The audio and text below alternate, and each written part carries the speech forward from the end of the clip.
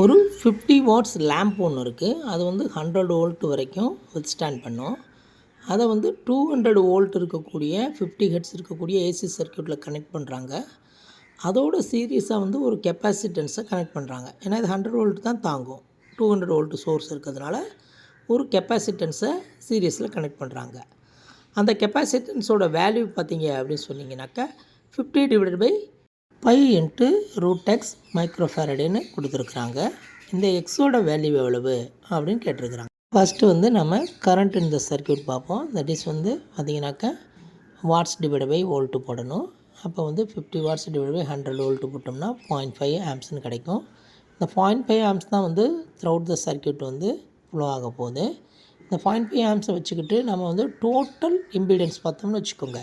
200 source volt / 0.5 amps போட்டோம்னு சொன்னாக்கா நமக்கு 400 ஓம் கிடைக்கும். ஒரு எல்சிஆர் சர்க்யூட்டில் நமக்கு தெரியும் total impedance is equal to √R² plus இங்கே வந்து இண்டக்டன்ஸ் இல்லை, அதனால் XC² அப்படின்றது தெரியும், ஈக்குவல் டு 400 ஓம்னு நமக்கு கிடச்சிருக்கு. இப்போ ஆரில் இருக்கக்கூடிய ரெசிஸ்டன்ஸ் பார்த்தோம்னு சொன்னாக்கா நமக்கு வந்து 200 ஓம்னு கிடைக்கும். ஓகேங்களா?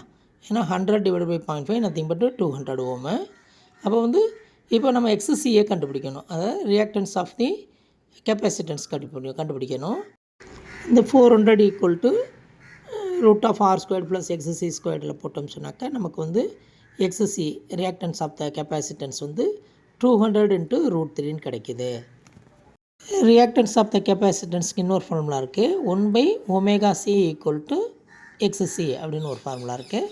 அதில் போட்டோம்னு சொன்னாக்கா நமக்கு X = 3ன்னு கிடைக்கும். Option 3 is the correct answer.